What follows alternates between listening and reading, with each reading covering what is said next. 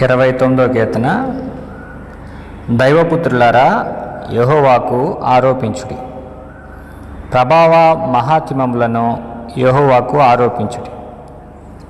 యెహోవా నామమునకు చెందవలసిన ప్రభావమును ఆయనకు ఆరోపించుడి. ప్రతిష్ఠితములగు ఆభరణములను ధరించుకొని ఆయన ఎదుట సాగిలపడుడి. యెహోవా స్వరము జలముల మీద వినబడుచున్నది. మహిమగల దేవుడు ఉరుము వలె గర్జించుచున్నాడు. యెహోవా జలముల మీద, మహాజలముల మీద యెహోవా సంచరించుచున్నాడు. యెహోవా స్వరము బలమైనది, యెహోవా స్వరము ప్రభావం గలది. యెహోవా స్వరము దేవదారు వృక్షములను విరుచును. యెహోవా లెబానోను దేవదారు వృక్షములను మొక్కలుగా విరుచును. దూడవలే అవి గంతులు వేయినట్లు ఆయన చేయును. లెబానోనును సిరియోనును గొర్రుపోతు పిల్లల వలె గంతులు వేయినట్లు ఆయన చేయును. యెహోవా స్వరము అగ్ని జ్వాలలను ప్రజ్వలింపచేయుచున్నది. యెహోవా స్వరము అరణ్యమును కదిలించును. యెహోవా కాదేశు అరణ్యమును కదిలించును. యెహోవా స్వరము లేళ్లను ఈనజేయును. అది ఆకులు రాల్చును. ఆయన ఆలయములలో నున్నవన్నీ ఆయనకే ప్రభావం అనుచున్నవి. యెహోవా ప్రళయ జలముల మీద ఆసీనుడాయను. యెహోవా నిత్యము రాజుగా ఆసీనుడై ఉన్నాడు. ఆయన తన ప్రజలకు బలమును అనుగ్రహించును. ఆయన తన ప్రజలకు సమాధానము కలుగజేసి వారిని ఆశీర్వదించును. 29వ కీర్తన. ఈ కీర్తనలో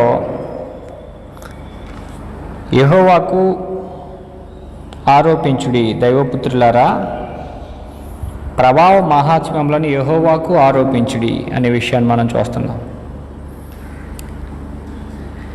యెహోవాయే దేవుడు, మరింకొక దేవుడు లేడు అనేది ఇశ్రాయేలీల సమాజంలో వారి యొక్క విశ్వాసం, ఆదిమ సంఘం యొక్క విశ్వాసం. కాబట్టి వారు యెహోవాకే ఆరాధన చేసేవారు. దైవపుత్రులు, పాత నిబంధనలో దైవపుత్రులు అని అంటే ఇశ్రాయేలీలు. ఇశ్రాయేలీలను దేవుడు తన మాటల ద్వారా, తన నిబంధన ద్వారా వారిని కుమారులుగా స్వీకరించారు. ఐగుప్తు నుండి వారిని విడుదల చేసి దేవుడు వారిని జ్యేష్ఠపుత్రునిగా స్వీకరించాడు. అందుచేతనే మనం నిర్గమాకాండం 4వ అధ్యాయంలో చూస్తాం, ఇశ్రాయేలీలు నా జ్యేష్ఠ పుత్రుడు లేదా నా జ్యేష్ఠ కుమారుడు అన్నారు. ఈ గ్రంథం అంతా కూడా ఇశ్రాయేలీని దేవుడు తన పిల్లలు అనడం మనం చూస్తాం. కాబట్టి దైవపుత్రులు ఎవరికి ఆరోపించాలి అని అంటే తమ దైవానికి ప్రభావం మహాత్మ్యంలో ఆరోపించాలి. వారి జీవితంలో దేవుడు వారి పక్షంగా జరిగించిన అనేకమైన కార్యక్రమాలు వారు జ్ఞాపకం చేసుకుంటూ తమ దేవునికి ప్రభావము మహాత్మ్యములను ఆరోపించాలి. అది దేవుని యొక్క జనాంగం, వారి దైవపుత్రులు. తమ దేవునికే అర్పణలను, తమ దేవునికే స్తుతులను అర్పించాలి. మలాకీ గ్రంథం మనం చదువుతున్నప్పుడు ఈ విషయం మనకు కనిపిస్తుంది. మలాకీ గ్రంథంలో 1వ అధ్యాయం 6వ వచనం, కుమారుడు తన తండ్రిని గనపరచును గదా, దాసుడు తన యజమానుని గనపరచును గదా. నా నామమును నిర్లక్ష్యపెట్టు యాజకులారా, నేను తండ్రినైతే నాకు రావలసిన ఘనత ఏమాయెనో.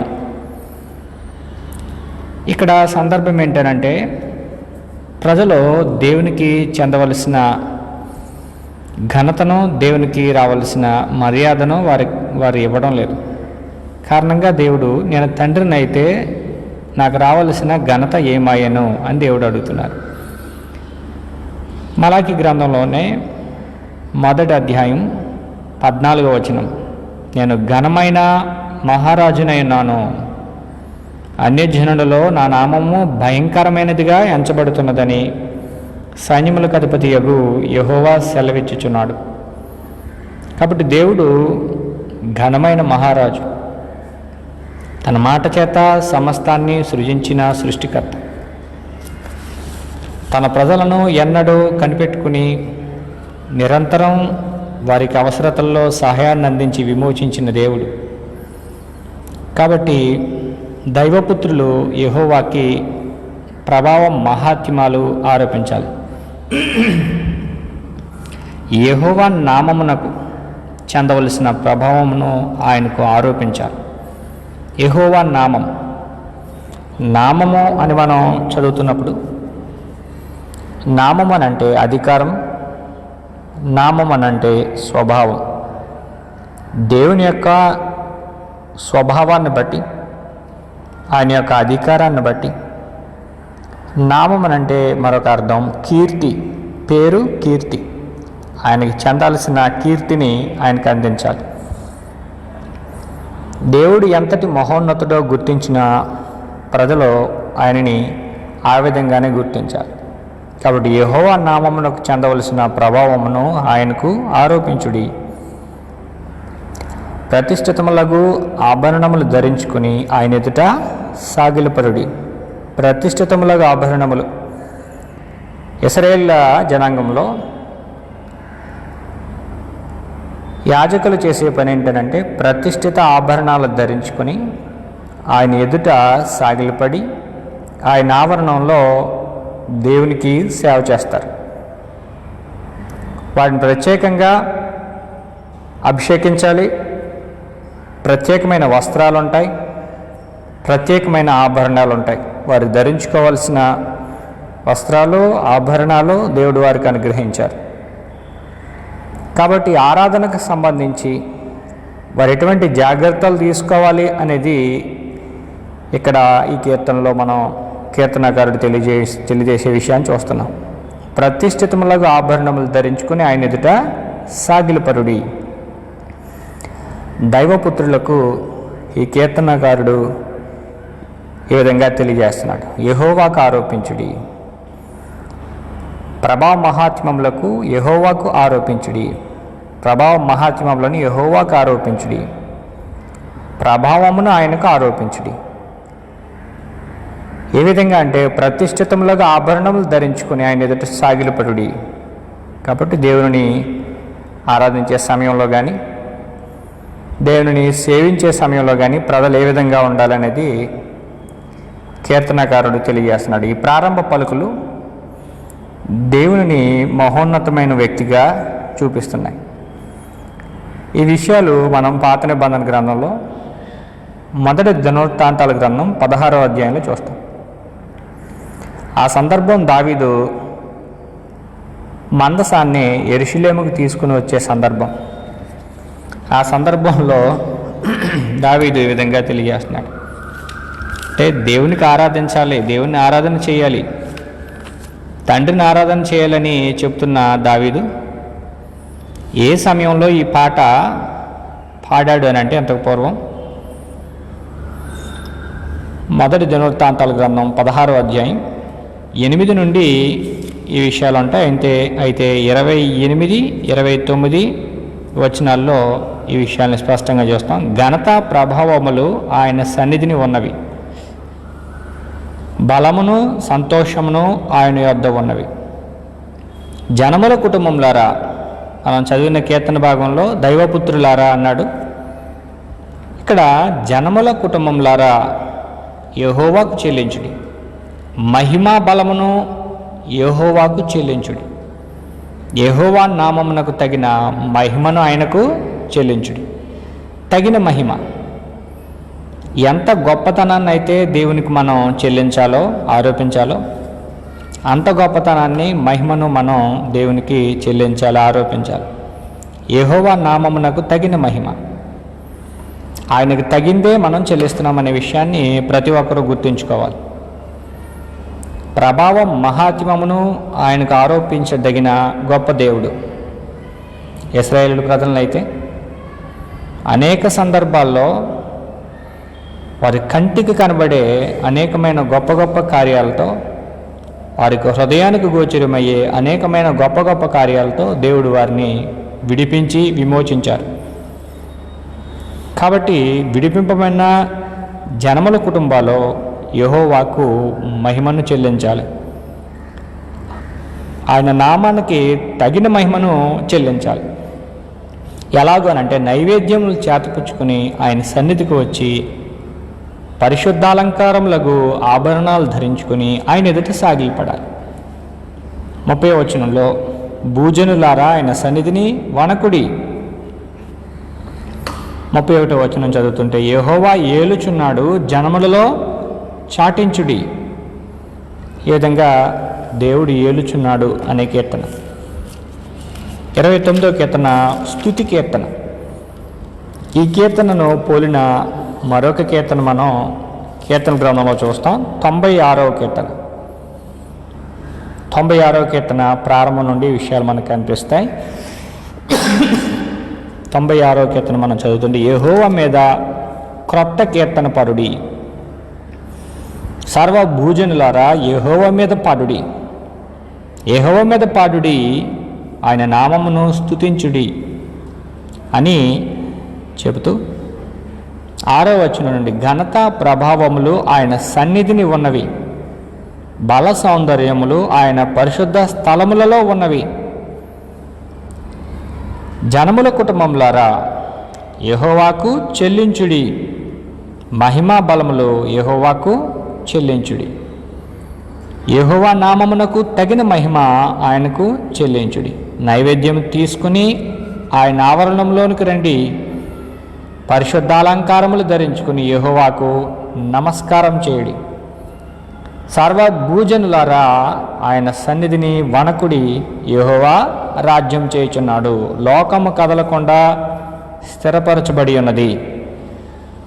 కాబట్టి మనం చదివిన 29వ కీర్తన వంటి 2 కీర్తనలు మనం చూసాం. దినవృత్తాంతాల గ్రంథం 16వ అధ్యాయంలో ఒక జయ కీర్తన లేదా స్తుతి కీర్తన చూసాం. దావీదు పాడిన కీర్తన మందసాన్ని తీసుకుని వస్తున్నప్పుడు. 29వ కీర్తనలో ఎటువంటి భాషా ప్రయోగం చేయబడిందో అలానే మొదటి దినవృత్తాంతాల గ్రంథం 16వ అధ్యాయంలోనూ అదే భాషా ప్రయోగం, అదే పొగడ్త, అదే మహిమ, అదే ప్రభావ ఆరోపాలు దేవునికి ఆరోపించడం చూసాం. 96వ కీర్తనలో కూడా ఈ విషయాన్ని మనం గమనించాం.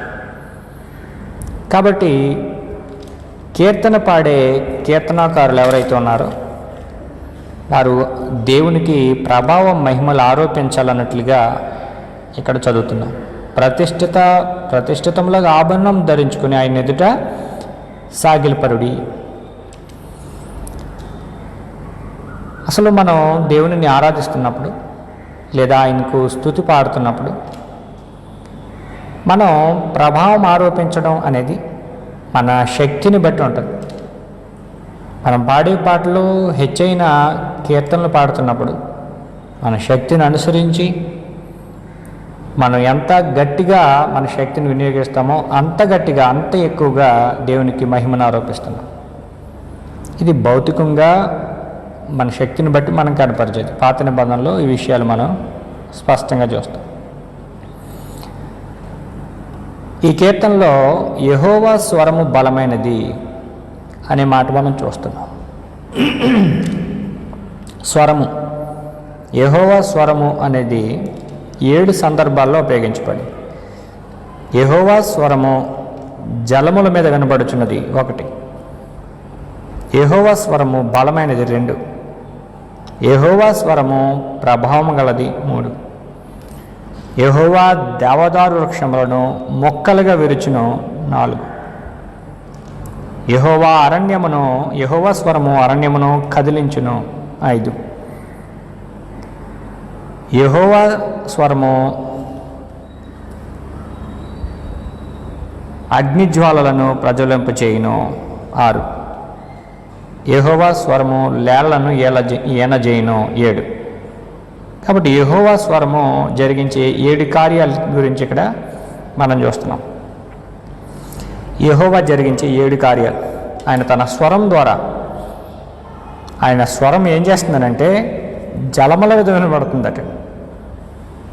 ఆయన స్వరం బలమైనది, ప్రభావం గలది, దేవదారు వృక్షాలను విరిచేటంత గట్టిది అని.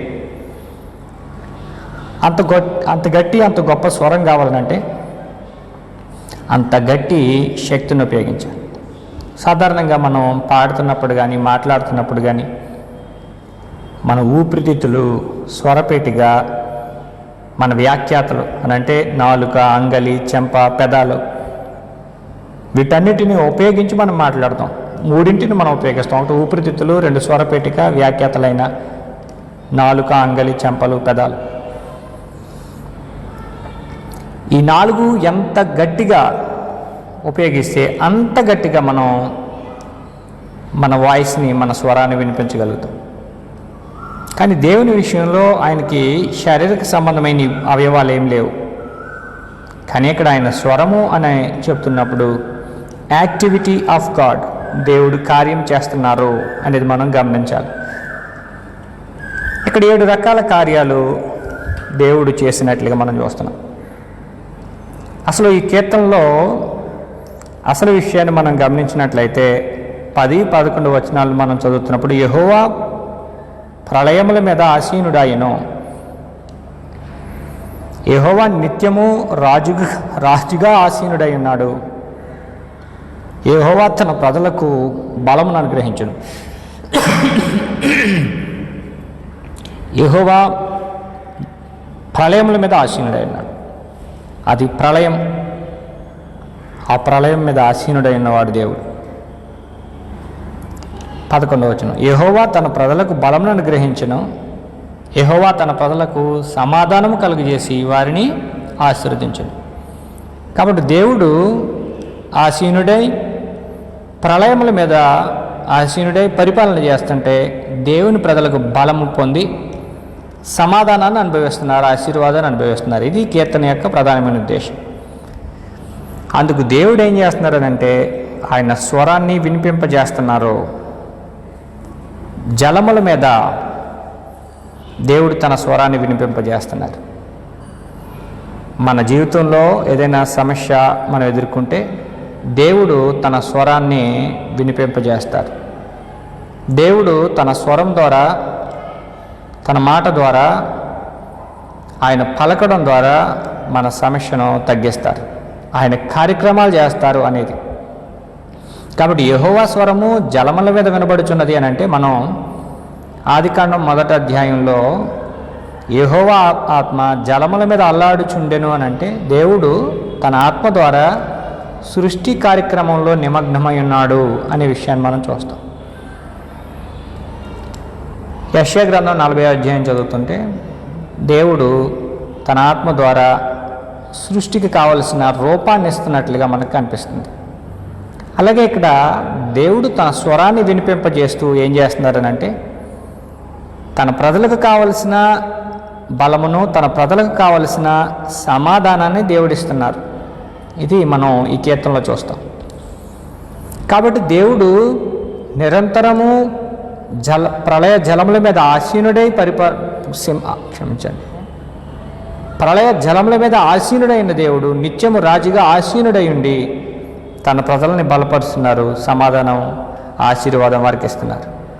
అందుచేత దైవపుత్రులారా యెహోవాకు ఆరోపించుడి, ప్రభావ మహాత్మ్యములను యెహోవాకు ఆరోపించుడి, యెహోవా నామమునకు చెందవలసిన ప్రభావమును ఆయనకు ఆరోపించుడి అని దావీదు తన కీర్తనలో పేర్కొన్నాడు.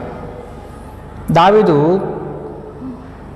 మందసాన్ని తీసుకొచ్చేసరికి చాలా సమస్యల నుండి, శత్రువుల నుండి, ప్రళయం వంటి మహాజలముల వంటి శత్రువుల చేతిలో నుండి, దుస్థితి నుండి ఆయన తప్పింపబడ్డాడు. కాబట్టి ఆయన స్వయంగా దేవుడు అతని జీవితంలో ఏమేమి చేశాడో ఆయన ఈ కీర్తనలో పేర్కొన్నాడు, మనకు వివరిస్తున్నాడు. కాబట్టి ద వాయిస్ ఆఫ్ గాడ్ అనేది ఇక్కడ మనం చూస్తున్నాం. యెహోవా స్వరం, యెహోవా స్వరము 7 రకాలుగా తన కార్యాలు చేస్తుంది. జలముల మీద వినబడుతుంది, బలమైన స్వరము, ప్రభావం గల స్వరము, దేవదారు వృక్షాలను మొక్కలుగా విరిచేది, అరణ్యమును కదిలించేది, అగ్నిజ్వాలలను ప్రజ్వలింపచేసేది, లేళ్లను ఈయన చేసేది. కాబట్టి రాజుగా తండ్రి అయిన దేవుడు ఏమేం కార్యాలు చేస్తున్నాడని మనం చూస్తాం. అనిశ్చిత పరిస్థితులు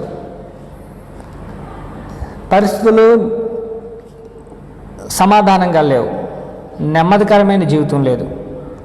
దేవుని మీద ఆధారపడితే దేవుడు కార్యం చేసి విడిపిస్తాడు. ఇది మనం 29వ కీర్తనలో చూస్తాం.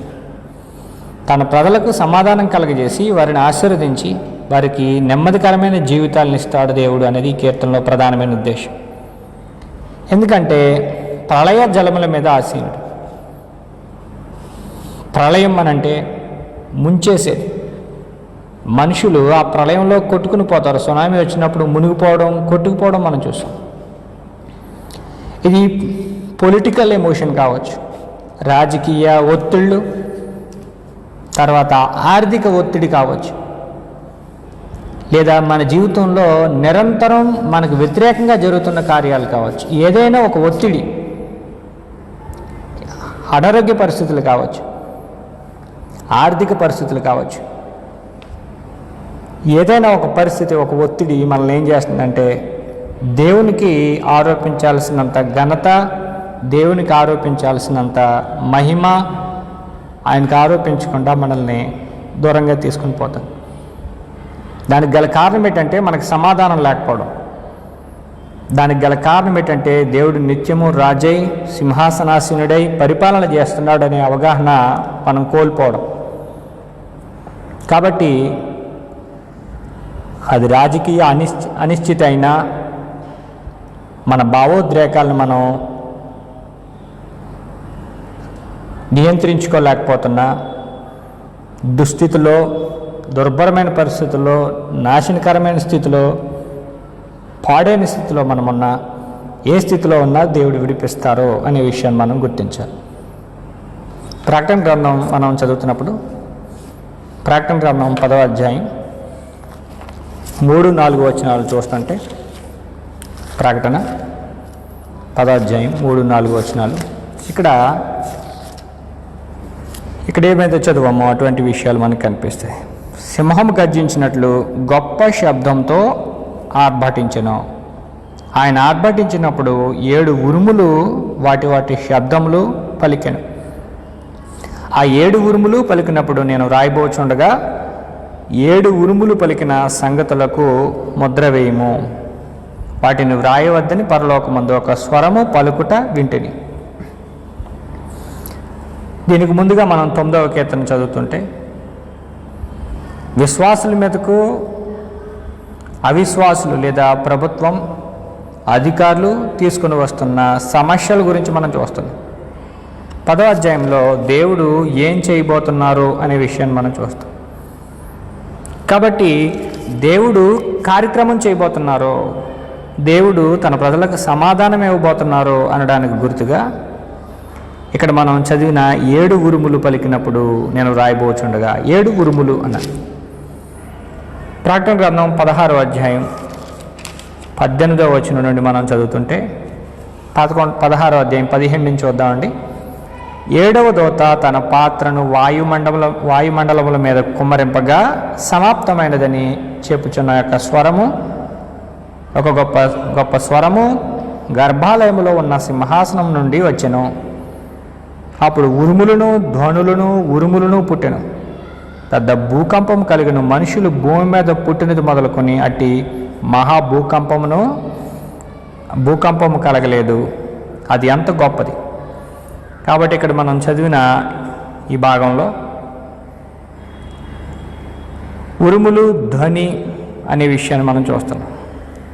కాబట్టి దేవుని యొక్క స్వరము చేయగలిగిన కార్యాల గురించి మనం ఆదికాండం నుండి చూస్తాం, కీర్తన గ్రంథంలో చూస్తాం, ప్రకటన గ్రంథంలో కూడా మనం చూస్తున్నాం. కీర్తన గ్రంథం 81వ కీర్తన 7వ వచనం చదువుతుంటే, ఆపత్కాలమందు నీవు మొరపెట్టగా నేను నిన్ను విడిపించి తిని,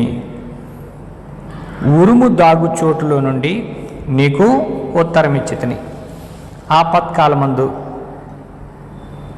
ఆపదల్లో సమస్యలు ఉన్నప్పుడు మొరపెట్టుకుంటే నేను నిన్ను విడిపిస్తాను. ఉరుము దాగుచోటు, ఉరుము ఆకాశంలో ఉంటుంది, మేఘం ఆకాశంలో ఉంటుంది, అక్కడి నుంచి ఉరుము పుడుతుంది. కాబట్టి ఆకాశము ఉరుము దాగు చోటులో నుండి నీకు ఉత్తరం ఇచ్చితిని, అంటే ఆకాశము నుండి నేను నీకు ఉత్తరం ఇస్తాను అని. కాబట్టి దేవుడు తన స్వరాన్ని ఆకాశం నుండి వినిపింపజేస్తున్నారు. ఆ స్వరం బలమైనది, ఆ స్వరం ప్రభావం గలది, ఆ స్వరం దేవదారు వృక్షాలను విరిచేది, లెబానోను దేవదారు వృక్షాలను మొక్కలుగా విరిచేది. అంత శక్తివంతమైన స్వరం. ఈ వృక్షాలు ఏమైతే ఇక్కడ ఉపయోగించబడ్డాయో, సంబోధించబడ్డాయో, పేర్కొనబడ్డాయో, ఈ వృక్షాలు చాలా బలమైనవి. వాటిని కూడా మొక్కలు చేయగల గొప్ప శక్తి ఆయన స్వరానికి ఉంది. కాబట్టి 29వ కీర్తన 3వ వచనం మనం చదువుతున్నప్పుడు, యెహోవా స్వరము జలముల మీద వినబడుచున్నది, మహిమగల దేవుడు ఉరుము వలె గర్జించుచున్నాడు. యెహోవా స్వరము జలముల మీద వినబడుతుందట. 18వ కీర్తన దావీదు కీర్తనే. 18వ కీర్తన 13 నుండి 15 వచనాలు మనం చదువుతుంటే 18వ కీర్తనలో ఇటువంటి సందర్భమే కనిపిస్తుంది. 18వ కీర్తన ఎప్పటితేనంటే దావీదు తన జీవితంలో అన్నింటినీ అనుభవించిన తర్వాత విజయ పదంలో తన జీవితాన్ని ముగిస్తున్నప్పుడు, జయ జీవితాన్ని ఆయన పొంది తన జీవితాన్ని ముగిస్తున్నప్పుడు ఆయన రాసిన కీర్తన 13 నుండి, యెహోవా ఆకాశమందు గర్జన చేసెను, సర్వోన్నతుడు తన ఉరుము ధ్వని పుట్టించెను, వడగండ్లను మండుచున్న నిప్పులను రాలెను, ఆయన తన బాణములు ప్రయోగించి శత్రువులను చెదరగొట్టెను, మెరుపులు మెండుగా మెరిపించి వారిని ఓడగొట్టెను. యెహోవా నాసిక రంధ్రముల ఊపిరిని నీవు వడిగా విడువగా నీ గద్దింపునకు ప్రవాహముల అడుగు భాగములు కనబడెను. భూమి పునాదులు బయలుపడెను, ఉన్నత స్థలములో నుండి చేయి చాపి ఆయన నన్ను పట్టుకొనను. నన్ను పట్టుకొని మహా జలరాశుల్లో నుండి తీసెను. బలవంతుడగు పగవారు నన్ను ద్వేషించువారు నాకంటే బలిష్ఠులే ఉండగా వారి వశం నుండి ఆయన నన్ను రక్షించెను. ఇప్పటి వరకు మాట్లాడిన 13వ వచనం నుండి ఆయన చెబుతున్న విషయాలు ఏంటంటే, గర్జన చేశారు, ఉరుముధ్వని పుట్టించారు, వడగండ్లు నిప్పులు రాల్చారు, శత్రువులను చెదరగొట్టి నన్ను విడిపించారు, నాసికారంధ్రములు ఊపిరి విడిచి నన్ను తప్పించారు. ఇటువంటి మాటలన్నీ మాట్లాడుతూ శత్రువుల చేతిలో నుండి నన్ను విడిపించారు అన్నారు. ఎప్పుడనంటే ఆపత్కాలమందు. కాబట్టి ఆపత్కాలమందు దేవుడు ఏం చేస్తారనంటే విడిపించే దేవుడు. ఎందుకనంటే పరిపాలన అంతా ఆయనది. యెహోవా ప్రళయ జలముల మీద ఆసీనుడాయను. ప్రళయ జలములనంటే ఆల్ కైండ్స్ ఆఫ్ ట్రబుల్స్ అనమాట. అన్ని సమస్యల నుండి ఆయన విడిపించగలడు. ఎందుకంటే పరిపాలన ఆయనది, రాజు ఆయన, భూమి ఆయనది, పరిస్థితులన్నీ ఆయన చేతుల్లో ఉంటాయి, ఆయన కంట్రోల్లో ఉంటాయి. కాబట్టి ఆయన విడిపించగలడు అనే విషయాన్ని 29వ కీర్తనలో, అలాగే 18వ కీర్తన 13 నుండి 15 వచనాల్లో మనం చూస్తాం.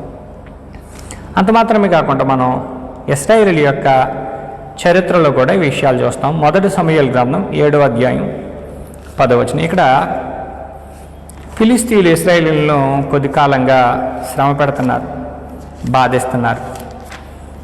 బాధించి శ్రమ పెడుతున్న సమయంలో దేవుడు వారిని విడిపించారు. దేవుడు వారిని విడిపించిన సందర్భాన్ని గురించి ఈ విధంగా 7వ అధ్యాయం 1 సమూయేలు గ్రంథం 10వ వచనంలో ఉంది. సమూయేలు దహనబలి అర్పించుచుండగా ఫిలిస్తీయులు యుద్ధం చేయుటకై ఇశ్రాయేలుల మీదకి వచ్చిరి. అయితే యెహోవా ఆ దినమున ఫిలిస్తీయుల మీద మెండుగా ఉరుములు ఉరిమించి వారిని తారుమారు చేయగా వారు ఇశ్రాయేలుల చేత ఓడిపోయిరి. ఇశ్రాయేలీలు మిస్పా నుండి బయలుదేరి బేత్కారు వరకు ఫిలిస్తీయులను తరిమి హతం చేసిరి. అప్పుడు సమూయేలు ఒక రాయి తీసి మిస్పాకును సేనుకును మధ్య దాన్ని నిలిపి ఎంతవరకు యెహోవా మనకు సహాయం చేసినని చెప్పి దానికి ఎబినెజరు అని పేరు పెట్టెను. ఎబినెజర్ అంటే సహాయపు రాయి. దేవుడు సహాయం చేశారు. ఏ విధంగా చేశారు అని అంటే ఉరుములు ఉరిమించి ఫిలిస్తీన్లను తారుమారు చేసి వీరికి సహాయం చేశారు.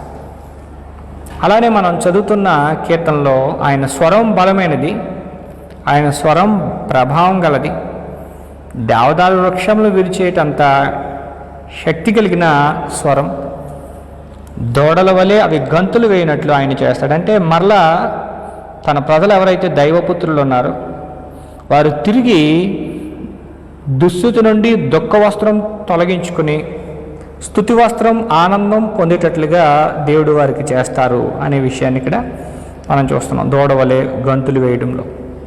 కాబట్టి యెహోవా స్వరము అని అంటే దేవుడు తన కార్యాన్ని జరిగిస్తున్నారు. ఇక్కడ ఎలాగైతే ఉరుములు ఉరిమించి ఫిలిస్తీన్లు తారుమారు చేసి తన ప్రజలకు ఎలాగైతే సహాయం చేశారో అలాగే దేవుడు యెహోవా స్వరము వినిపించడం ద్వారా సహాయం చేస్తున్నారు. న్యాయాధిపతుల గ్రంథం మనం చదువుతున్నప్పుడు న్యాయాధిపతుల గ్రంథం 5వ అధ్యాయం 10వ వచనం, ఇక్కడ కూడా ఇటువంటి విషయం మనకు కనిపిస్తుంది. ఇది స్తుతి కీర్తన, బారాకు పాడిన స్తుతి కీర్తన. అంత పూర్వం వాళ్ళు ఇశ్రాయేలీయులు అందరూ కూడా బాధింపబడ్డారు. మీరు కొన్ని సంవత్సరాలు బాధింపబడ్డారు. 5వ అధ్యాయం 3వ వచనం చదువుతుంటే అతనికి 900 ఇనుపరథములు అంటే వారి యొక్క అపోజిషన్కి 20 సంవత్సరములు ఇశ్రాయేలీయులను కఠినమైన బాధ పెట్టగా ఇశ్రాయేలీయులు యెహోవాకు మొరపెట్టిరి. వారు యెహోవాకు మొరపెట్టారు. యెహోవాకు మొరపెడితే దేవుడు దెబోరాను బారాకును బలపరిచి వారిని విడిపించారు. విడిపించిన సందర్భాన్ని వీరు జ్ఞాపకం చేసుకుంటూ పాటలు పాడుతున్నారు. ఇది స్తుతి గీతం. తెల్ల గాడిదలను ఎక్కువార్లారా, తివాసుల మీద కూర్చుండు వార్లారా, త్రోవలో నడుచువార్లారా, ఈ సంగతి ప్రకటించుడి. విలుకాండ ధ్వని దూరంగా నుండివారు, నీళ్లు చేదుకుని స్థలములలో నుండివారు యెహోవా నీతి క్రియలను ప్రకటించెదరు. ఈ విధంగా వారు ఎటువంటి విజయాన్ని పొందారు అనే విషయాన్ని మనం 5వ అధ్యాయంలో మనం క్రమంగా చదువుతుంటే చూస్తూ ఉంటాం. కాబట్టి దేవుడు ఇశ్రాయేలులకు ఎటువంటి సహాయం చేశారు, ఏ విధంగా వారిని విడిపించారు అని అంటే ఆయన ఉరుములు ఉరిపించి ఆకాశం నుండి యుద్ధం చేశారు. 20వ వచనం చదువుతుంటే నక్షత్రములు ఆకాశం నుండి యుద్ధం చేసెను, నక్షత్రములు తమ మార్గములో నుండి సిసెరాతో యుద్ధం చేసెను. కాబట్టి ఇవన్నీ కూడా విజయానికి సంబంధించిన విషయాలు, దేవుడు వారికి సహాయం చేసినప్పటి విషయాలు. 2వ సమూయేలు గ్రంథం 22వ అధ్యాయం 14-15 వచనాల్లో కూడా ఇదే విషయాన్ని చూస్తాం. 2వ సమూయేలు గ్రంథం 22వ అధ్యాయం 14-15 వచనాలు. యెహోవా ఆకాశమందు గర్జించెను, సర్వోన్నతుడు ఉరుమిధ్వని వినిపించాడట. అంటే దేవుడు గర్జిస్తున్నాడు. అలాగే మనం చదువుతున్న కీర్తనలో దేవుడు ఏం చేస్తున్నారంటే తన స్వరాన్ని వినిపిస్తున్నారు. యెహోవా స్వరము బలము గలది, యెహోవా స్వరము ప్రభావం గలది, అది దేవదారు వృక్షాలని మొక్కలుగా విరిచేటంత బలమైన స్వరం. అంటే బలమైన కార్యక్రమాలు చేసే దేవుడు మా పక్షంగా ఉన్నాడు. కాబట్టి దైవపుత్రులారా యెహోవాకు ఆరోపించుడి, ప్రభావం మహాత్మ్యములను యెహోవాకు ఆరోపించుడి, ఆయన నామమునకు చెందవలసిన ప్రభావమును ఆయనకు ఆరోపించుడి. ఏ విధంగా ఆరోపించాలనంటే ప్రతిష్ఠితములగు ఆభరణములను ధరించుకుని ఆయన ఎదుట సాగిలపడుడి. యాజకులు చేసే ఆరాధన సేవకు సంబంధించిన విషయాలు ప్రతిష్ఠితములగు ఆభరణాలు. కాబట్టి దేవునికి ఆరోపించాలి. దేవునిని దేవునిగా గుర్తించి ఆయన సమస్తం పైన తన అధికారిగా ఉన్నాడనే విషయాన్ని గుర్తించి మన పరిస్థితిని ఆయన మార్చగలడని గుర్తించి ఆయన మీద ఆధారపడి మనం ఆయనని దేవునిగా గుర్తించి ఆయనకు ఆరోపించాలి. దైవపుత్రులైతే ఖచ్చితంగా దేవునికి ప్రభావాలు ఆరోపించాలి. 29వ కీర్తన 4వ వచనం చదువుతుంటే యెహోవా స్వరము బలమైనది, యెహోవా స్వరము ప్రభావం గలది. 68వ కీర్తన 33వ వచనం మనం చదువుతున్నప్పుడు, ఆయన తన స్వరమును వినబడచేయును, అది బలమైన స్వరము. దేవుని స్వరం ఎటువంటిదనంటే బలమైన స్వరం. తన స్వరాన్ని వినబడజేస్తే వారికి సహాయం దొరుకుతుంది. యెషయా గ్రంథం 66వ అధ్యాయం 6వ వచనం చదువుతున్నప్పుడు, తన శత్రువులకు ప్రతీకారం చేయుచుండు యెహోవా శబ్దము వినబడుచున్నది. ఇక్కడ ప్రజలు బబులోను చెరలో ఉన్నారు. వారి శత్రువులుగా బబులోనీలు ఉన్నారు. వారిని బాధిస్తున్నారు, విగ్రహారాధన చేయడానికి వారిని ప్రేరేపిస్తున్నారు. అటువంటి సందర్భంలో దేవుడు ఏం చేస్తున్నారంటే శబ్దం వినిపింపజేస్తున్నారు. ఎందుకనంటే ప్రతీకారం చేయడానికి. కాబట్టి తన శత్రువులకు ప్రతీకారం చేయుచుండు యెహోవా శబ్దం వినబడుచున్నది. శత్రువులకు ప్రతీకారం చేయడానికి దేవుడు తన స్వరాన్ని లేదా తన శబ్దాన్ని ఉరుములు ఉరిమించి తప్పించిన సందర్భాలు మనం చూసాం. కాబట్టి యెహోవా స్వరం బలమైనది, ప్రభావం గలది. ఏం చేస్తుందనంటే తన ప్రజలను విడిపిస్తుంది. తన ప్రజలకి మనం 11వ వచనంలో చూస్తున్నట్లుగా సమాధానాన్ని కలిగజేసి వారిని ఆశీర్వదిస్తుంది. కాబట్టి యెహోవా ఆయన స్వరం జరిగించే గొప్ప కార్యాలు మనం 29వ కీర్తనలో చూస్తాం. 29వ కీర్తన 5వ వచనం చదువుతున్నప్పుడు, యెహోవా స్వరము దేవదారు వృక్షంలను విరుచును, మొక్కలుగా విరుచును. దేవదారు వృక్షాలు, లెబనోను వృక్షాలు ఇవి చాలా గొప్పవి. వాటి యొక్క కలప చాలా గొప్పది. అటువంటి వాటిని విరుచును అని అంటే పూర్వకాలంలో యుద్ధాలకు వెళ్ళినప్పుడు జాతీయ సంపదన అంతటని నాశనం చేసే పద్ధతి ఒకటి ఉంది. పంటలను పాడు చేస్తారు. తర్వాత వారు ఆధారపడిన వృక్షాలని, కలపని అంతటనే పాడు చేసి తగలబెడతారు. వాటన్నిటినీ నరికి వాటన్నిటినీ తగలబెడతారు. ఎందుకంటే ఒక జాతిని పాడు చేసిన తర్వాత ఆ జాతి త్వరగా మరలా కోలుకుంటే ప్రతీకారం తీర్చుకుంటారు. కాబట్టి వారు ఎన్నటికీ మరలా లేవకుండా, వారు ఎన్నటికీ బలపడకుండా వారి జాతీయ సంపదను అంతటినీ నాశనం చేస్తారు. అది యుద్ధనీతి, పురాతన కాలపు యుద్ధనీతి. ఈ కాలంలో కూడా అంతే. మన దేశంలో ఉన్న యుద్ధం వస్తే మన దేశంలో ఉన్న డ్యాముల మీద కానీ, గొప్ప గొప్ప కంపెనీల మీద కానీ బాంబులు వేసి వాటిని నాశనం చేస్తారు. మన జాతీయ సంపదను నాశనం చేసి మనల్ని నష్టపరుస్తారు. అలానే దేవుడు కూడా తన ప్రజలు, దైవపుత్రులు ఎవరైతే ఉన్నారో వారికి వ్యతిరేకంగా బాధిస్తున్న వారిపై ప్రతీకారం తీర్చుకుంటారు. అప్పుడు దేవుడు ఏ రాజునైతే తన ప్రజల మీద ప్రతీకారం తీర్చుకోవడానికి పిలుస్తారో ఆ రాబోతున్న రాజు ఏం చేస్తాడనంటే వారి జాతీయ సంపదని నాశనం చేస్తాడు. బబులోనీలను పాడు చేయడానికి, తన శత్రువులకు ప్రతీకారం చేయడానికి దేవుడు మాదీలను, పారసీకుల రాజులను పిలిచారు. అప్పుడు వారు ఏం చేశారంటే వారి జాతీయ సంపదను, వారి ఆస్తిపాస్తులనన్నిటినీ, వారి యొక్క స్థితిని అంతటనే పాడు చేశారు. కాబట్టి యెహోవా స్వరం చేస్తుందన్నమాట ఈ విషయం. ఆయన ఆజ్ఞాపిస్తే, ఆయన పలికితే ఈ కార్యక్రమాలన్నీ జరుగుతున్నాయి. కాబట్టి దేవుడు స్వరం దేవుని యొక్క కార్యక్రమాలు జరిగిస్తుంది. ఎలాంటి కార్యక్రమాలు అంటే యెహోవా స్వరం బలమైన కార్యక్రమాలు జరిగిస్తుంది. యెహోవా స్వరం ప్రభావం గల కార్యక్రమాలు జరిగిస్తుంది. యెహోవా స్వరం దేవదారు వృక్షాలని, లెబానోనును దేవదారు వృక్షాలని మొక్కలుగా విరుస్తుంది. లెబానోను, దేవదారు వృక్షాలు అనేవి ఇశ్రాయేలుకి అర్థం కావడానికి దేవుడు ఉపయోగించిన పదాలు. వారి ప్రాంతంలో మొలిచే అతి పెద్ద వృక్షాలు, వారు ఉపయోగించుకునే వృక్షాలు. దూడవలే అవి గంతులు వేయును, దూడవలే అవి గంతులు వేయనట్లు ఆయన చేయను. లెబానోనును సిరియోనును గురుపోతు పిల్లల వలె గంతులు వేయనట్లు ఆయన చేయను. ఇది ఇశ్రాయేల్ దేశంలోని ప్రాంతాలు. కాబట్టి ఇశ్రాయేల్ దేశంలోని ప్రాంతాలు గంతులు వేస్తాయి.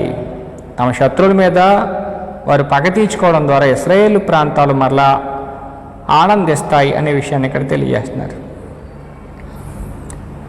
114వ కీర్తన 4 నుండి 7 వచనాలు చదువుతుంటే, కొండలు పొట్టేళ్ల వలను 114వ కీర్తన చదువుదామండి. 114వ కీర్తన 4 నుండి 7 వచనాలు చదువుతుంటే ఈ విషయాలు మనకు కనిపిస్తాయి. 114 4 నుండి 7. కొండలు పొట్టేళ్ల వలను, గొట్టలు గొర్రెపిల్లల వలను గంతులు వేసును. సముద్రమా, నీవు పారిపోవుటకు నీకేమి తటస్థించినది? 6వ వచనం. కొండలారా, మీరు పొట్టేళ్ల వలను, గొట్టలారా, మీరు గొర్రెపిల్లల వలను గంతులు వేయుటకు మీకేమి సంభవించినది? భూమి ప్రభు సన్నిధిని, యాకోబు దేవుని సన్నిధిని వణుకుము. ఆయన బండను నీటి మడుగుగాను, చెకుముకు రాతి బండను నీటి ఊటలుగాను చేయువాడు. అంటే ఎడారిని అరణ్యాన్ని నీటి మడుగ్గా, దుస్థితిలో ఉన్నవారిని ఎగిరి గంతులు వేసేటట్లుగా మార్చగల దేవుడు ఉన్నాడు అని. 2వ వచనం చదువుతుంటే, యోధా ఆయనకు పరిశుద్ధ స్థలమాయను, ఇశ్రాయేలు ఆయనకు రాజ్యమాయను. సముద్రం దానిని చూచి పారిపోయెను. ఇది మనం ఐగుప్తీల కాలంలో దేవుడు చేసిన గొప్ప కార్యాల్లో కొన్ని కార్యాలుగా మనం చూస్తాం. కాబట్టి దేవుడు ఏం చేస్తారనంటే దుస్థితిని ఉన్నతమైన స్థితికి మార్చగల దేవుడు. ఏ విధంగా అంటే తన స్వరాన్ని వినిపింపజేయడం ద్వారా, తను ఆజ్ఞాపించడం ద్వారా, తను ఆజ్ఞాపిస్తే కార్యక్రమాలు జరుగుతాయి. ఆయన పరిస్థితులను మార్చగల దేవుడు. ఎందుకంటే ఆయన సింహాసనాసీనుడై పరిపాలన చేసే దేవుడు. యెహోవా స్వరము అగ్నిజ్వాలలను ప్రజ్వరింపజేయుచున్నది, అరణ్యమును కదిలించుచున్నది. సంఖ్యాకాండం 13వ అధ్యాయంలో దేవుడు ఏమేమి కార్యాలు చేశాడనేది మనం చూస్తాం. అయితే యెహోవా స్వరము లేళ్లని ఎనజేయును, అది ఆకులు రాల్చును. ఈ విధంగా చెప్పుకుంటూ వస్తూ చివరిగా 10వ వచనానికి వచ్చేద్దామండి. యెహోవా ప్రళయ జలముల మీద ఆసీనుడాయను, యెహోవా నిత్యము రాజుగా ఆసీనుడై ఉన్నాడు. ఆయన తన ప్రజలకు బలమును అనుగ్రహించును. తన స్వరాన్ని వినిపింపజేయడం ద్వారా, తన ప్రభావాన్ని కనపరచడం ద్వారా ఏం చేస్తున్నారంటే తన ప్రజల్ని బలపరుస్తున్నారు. యెహోవా తన ప్రజలకు సమాధానం కలుగజేసి వారిని ఆశీర్వదించును. తన బలాన్ని కానీ, తన ప్రభావాన్ని కానీ, తన శక్తిని కానీ, అరణ్యాన్ని కదిలించిన, లేళ్లను ఈయన చేసిన, ఆకులు రాల్చేటట్లుగా చేసిన, ఏం చేసినా తన ప్రజల పక్షంగా, తన ప్రజలను బలపరచడం కొరకు దేవుడు చేస్తున్నారు. యెహోవా తన ప్రజలకు సమాధానం కలగజేసి వారిని ఆశీర్వదించును. నీవు దేవుని ప్రజవైతే, నువ్వు దైవపుత్రుడు అయితే దేవుడు నీ పక్షంగా వీటన్నిటినీ జరిగిస్తాడు. ఇది పాత నిబంధనలో దేవుడు ఇశ్రాయేలు పక్షంగా వీటన్నిటినీ జరిగించారు. ఇక్కడ మనం చదివిన ఆశీర్వదించును అనే పదం సంఖ్యాకాండం 6వ అధ్యాయం 24 నుండి 27 వచనాలు మనం చూస్తున్నప్పుడు, ఇశ్రాయేలీల సమాజపు దేవుని యొక్క సమాధానాన్ని మానవులకు అందించే ప్రధాన యాజకుడు అందించే పదప్రయోగం. తన ప్రజలకు సమాధానం కలుగజేసి వారిని ఆశీర్వదించును అనే పదం మనం సంఖ్యాకాండం 6వ అధ్యాయం 24 నుండి 27 వచనాల మధ్య మనం చూస్తాం. కాబట్టి దేవుడు సకల యుగముల్లో రాజయ్యుండి, కీర్తన 10వ కీర్తన 6వ వచనంలో తెలియజేసినట్లుగా యెహోవా నిరంతరము రాజై ఉన్నాడు అన్నట్లుగా దేవుడు నిరంతరం రాజై పరిపాలన చేస్తూ తన కార్యాలను జరిగిస్తారు. ఆయన ఆజ్ఞాపించగా, ఆయన మాట సెలవేయగా, ఆయన స్వరము బలము గలదై, ప్రభావం గలదై తన ప్రజల పక్షంగా కార్యక్రమాలు చేసి సమాధానాన్ని అనుగ్రహిస్తుంది. అంత శక్తివంతమైన ప్రభావం గల దేవుని మనం ప్రభావం మహాత్మ్యాలతో ఆయన ఆరాధించాలి, ఆయన సేవించాలి. ఇది మనం కీర్తన 29లో మనం చూస్తాం. దైవపుత్రులారా అన్నాడు, జనముల కుటుంబములారా అన్నాడు. ఇంకేమన్నాడనంటే యాకోబు జనాంగమా అన్నాడు. ఈ విధంగా పాత నిబంధనలో తాను నిబంధన చేసుకున్న ప్రజల పక్షంగా దేవుడు జరిగించిన కార్యాలు, అటువంటి కార్యాలే మనం ప్రకటన గ్రంథం 10వ అధ్యాయంలోను 16వ అధ్యాయంలోనూ కూడా చూసాం. క్రీస్తునందుండి అంటే తన కుమారుని యందు ఎవరైతే ఉండి విశ్వాసం ఉంచి తన ప్రియబిడ్డలుగా దైవపుత్రులుగా కొనసాగుతున్నారో వారి సమస్యల్లో కూడా దేవుడు సహాయం అందిస్తారు. సహాయం అందించాలంటే నమ్మకంగా ఉండాలి, అస్థిరులుగా ఉండకూడదు. విశ్వాసంలో స్థిరత్వం ఉండాలి. మనం ఎదుర్కొనే ఎటువంటి సమస్య అయినా మనం నిలబడగలగాలి. ఎటువంటి అనారోగ్య పరిస్థితి అయినా, ఆర్థిక పరిస్థితి అయినా మనం నిలబడగలగాలి. అలా నిలబడిన దైవజనులు మనం చూసాం. వారి జీవితాల్లో దేవుడు చేసిన విడుదలను మనం కూడా చూసాం. ఇక్కడ మనం ఏడు సందర్భాల్లో, అంటే 7 సార్లు ఆయన స్వరం వినిపింప చేయడం అనేది చూసాం. మనం ప్రకటన గ్రంథంలో చూస్తుంటే 7 ఉగ్రత పాత్రలు, ఇలాగ 7 అనే సంఖ్యను మనం చూస్తాం. అంటే సంపూర్ణంగా దేవుడు తన శక్తిని, తన కార్యక్రమాన్ని, తన బలాన్ని, తన ప్రభావాన్ని దైవపుత్రుల పక్షంగా ఆయన వినియోగిస్తారు. మనం దైవపుత్రులుగా ఉండి ప్రభావం, మహాత్మ్యాలు ఆయనకు ఆరోపించి ఆయన నామానికి చెందవలసిన తగిన మహిమను మనం ఆయనకి ఇస్తూ ఉండి నమ్మకంగా ఉంటే దేవుడు మన పక్షంగా కార్యక్రమాలు జరిగిస్తారు. ఈ పాటలు వారు తమ సొంత స్వరపేటికలతో, గానాలతో, ప్రతిష్ఠిత వస్త్రాలు ధరించుకొని యెహోవా ఎదుట సాగిలపడి వారు చేస్తున్న ఆరోపణ, దేవుడికి వారు అర్పిస్తున్న అర్పణలు, వారు అర్పిస్తున్న ఆరాధన.